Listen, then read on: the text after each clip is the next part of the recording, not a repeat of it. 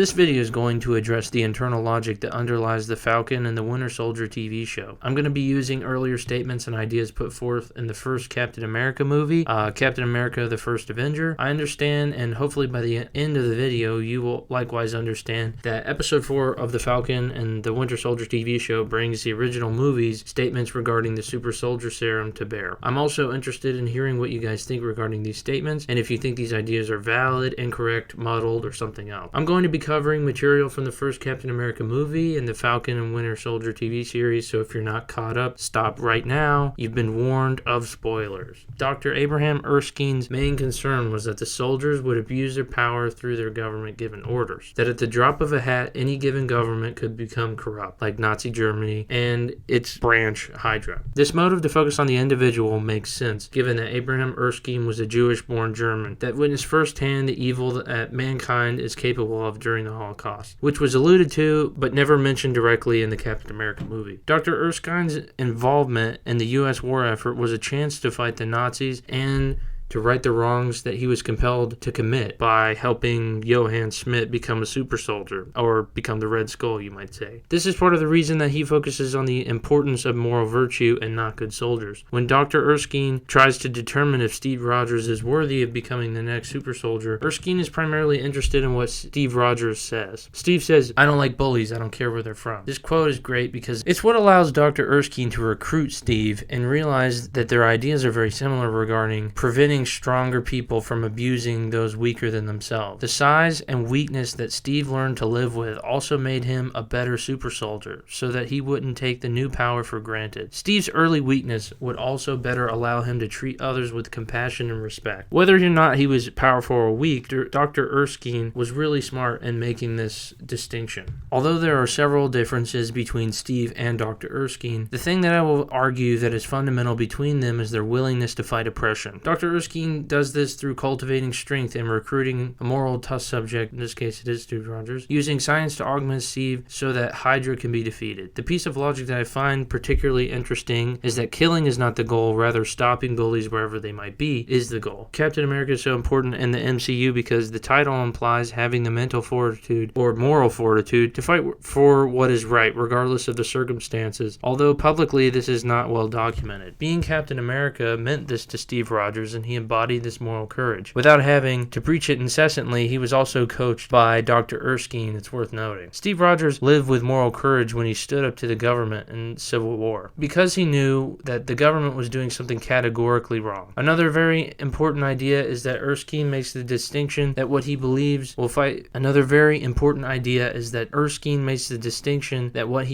benefit the country most is an emphasis on good men, not soldiers. In the TV show, Baron Zemo also adds to the understanding of super soldiers. Zemo believes that super soldiers are all supremacists. Zemo states that the desire to become superhuman cannot be separated from supremacist ideas. This is an interesting idea and seems cogent enough, although Zemo leaves out something important, that he himself is a supremacist and not a super soldier. He in essence believes himself superior to those he often fights against. The reason for this is because he repeatedly makes life-altering decisions on behalf of others without their permission or involvement. The role he functionally plays as a judge, jury, and executioner allows him to snuff out any and all voices of those who would speak against his views. The super soldier serum is a significant threat to Zemo because it allows those with different ideas than his to override his rule through force. Part of what makes him a good villain is that he is very cunning and uses his wit to selectively tell people what they want to hear so that he can escape and exact his plans at a later date. John Walker, on a side note, is an interesting character because he's a good soldier and is evidenced by his 3 medals of honor. This circumstance pits him against the nature of the super soldier serum. According to the serum's inventor Dr. Erskine, the serum works by increasing everything already present in the subject. This means that he becomes a great soldier, not a great person, which was the central concern of Erskine in choosing Steve Rogers over Hodge, like the Colonel wanted him to pick in the first Captain America movie. Otherwise, you just get the same thing with more soldiers ready to kill more people on behalf of more government. On the other hand, the Flag Smashers are interesting antagonists in that they have super soldier serum and international support, but are unequipped to deal with more effective adversaries. failure. The show portrays that their goals are two-sided. That one, they wish for equality but are willing to make others unequal to achieve this end. And second, that they will use deadly force or any other means necessary to achieve their end. This is a deadly ideology that will eventually burn itself out, as the more equality it tries to enforce, the more unequal the group will make the world as a whole. However, their intentions are good, but their lack of compassion that again Dr. Erskine saw as integral to proper functioning of super soldiers makes the Flag Smasher cause exciting to many. The methods try to champion the many through helping the few. Ultimately, this is just radical populism that lends itself to being crushed by better organized groups like nation states. Historically, this idea is pretty well supported. Regardless, these ragtag super soldiers make the rising action of the show even more fun to watch. And I praise the writers for this, as I was skeptical of this plot point in the beginning. Okay, so now I'm going to switch and sort of add a concluding thought. After this, there's going to be a bonus section as well. This is a takeaway or lesson section, and so I'm going to start that now. The takeaway or lesson of the Falcon and the Winter Soldier show up until episode 4 is to be mindful of your goals and aspirations. This lesson has a further application that one's goals and aspirations are majorly affected by circumstance. For this video, I'll try and keep my example relevant to super soldiers, as John Walker is limited to what he knows, or pretty much warfare as we've seen so far. He's equipped to fight a war not necessarily by being a good man, which is extremely complicated and very difficult to pull off. Rather, John Walker's role as Captain America is a failure because he incorrectly guesses what the role really means and what he's called to do as being Captain America. He acts as a soldier, which he's prepared to do, which Steve Rogers really wasn't. He wasn't prepared to be a soldier. Before he became Captain America, rather, he received some basic infantryman training, and he never became an enlisted man or a commissioned officer. He actually gave himself sort of a battlefield commission that was eventually sanctioned by the U.S. government. The point that I'm trying to make is that something like a goal, a role, a job, or a career should be fully understood before you try to rush into embodying that position or taking on that role. Otherwise, more than likely, you could end up like John Walker did at the end of episode 4. So that's the main part of the video, and this next section is going to be the bonus, and it's just like a lot of related thoughts that didn't make it into the video itself. I've also made a visual aid, which hopefully will